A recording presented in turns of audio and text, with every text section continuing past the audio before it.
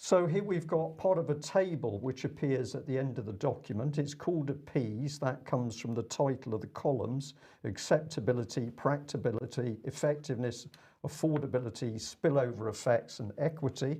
And I'll say to David, I'll come to you on equity in just a moment. But look at what it is saying down here. Use the media to increase the sense of personal threat. Use the media to make people fearful. And why do you do that? Well, psychologists have been telling us all weekend, you do that because when people are fearful and stressed, it is easier to use applied behavioral psychology to get them to do what you want. And this is the main thing. This channel, I want it to be the best resource possible for the latest information and the best information. And like I said, I don't want you to miss anything. So I've done an edit of a tip-off I've had today about bombshell documents released by UK Column News.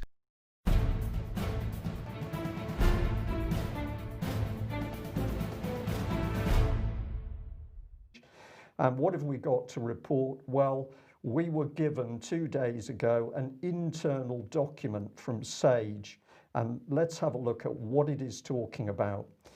This paper was prepared by SAGE's Behavioural Science Subgroup, SPI-B, for discussion at SAGE 18 on the 23rd of March.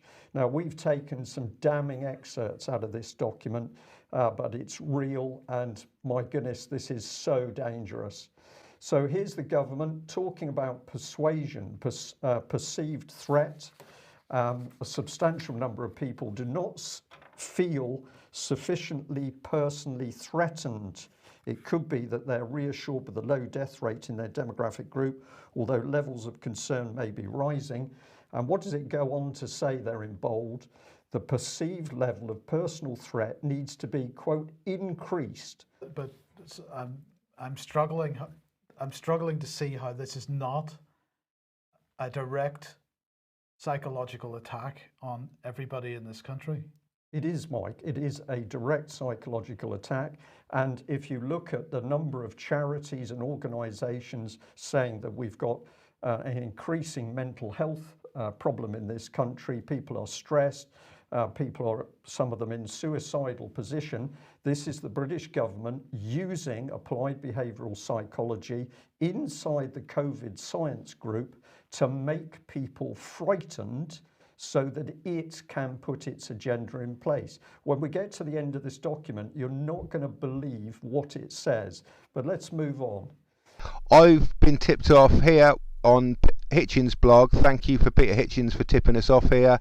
He's put it on the top for us all to see. Please, Peter and everyone, listen to UK Column News today. It has devastating a document produced in March which shows how the government drew up policies to use the media to terrify the British people into accepting the shutdown. More than that, these documents show that his government policy, not documents but a leak, I should say, a leak from inside a cabinet meeting, that it's government policy to destroy 50 to 60% of small businesses with the lockdown. Okay, this is a total restructuring of society. Now let's jump back to last Monday when UK Column had an exclusive.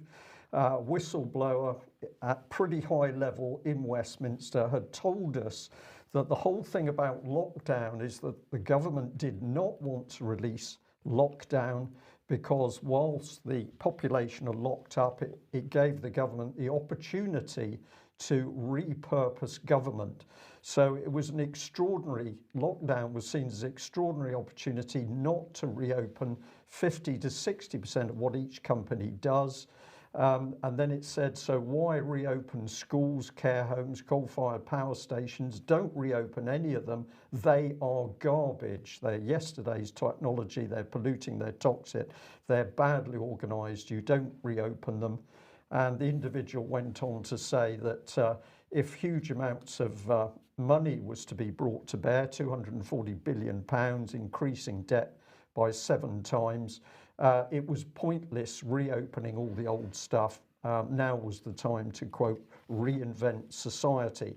So this person who was able to talk at very high level with very senior members of the civil service and the government said the government did not want to reopen the country because while the country was locked down, this whole reinvention, repurposing, transformation policy of government could go ahead at speed.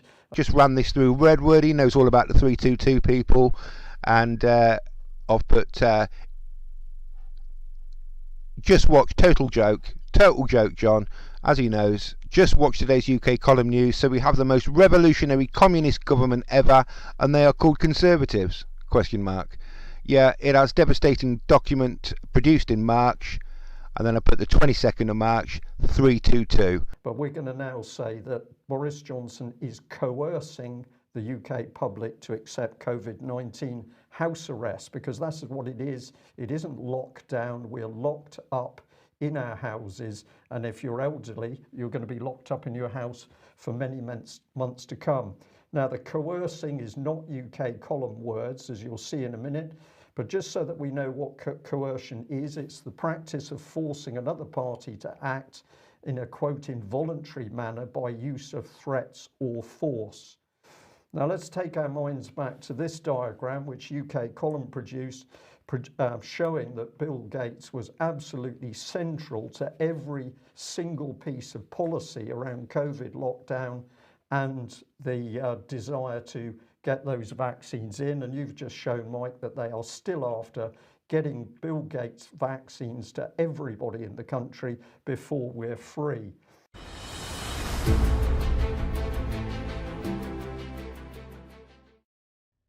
From this evening, I must give the British people a very simple instruction. You must stay at home. Until we have a vaccine that we've gotten out to basically the entire world.